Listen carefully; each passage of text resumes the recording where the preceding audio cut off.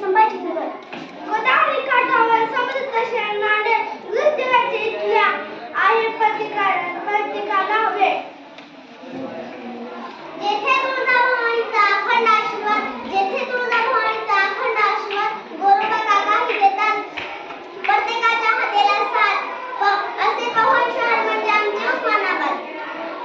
आता धाराशिव आहे. हा कृषी विद्यापीठाची नाते येथे वाणी असे मोठे शहर म्हणजे परभणी.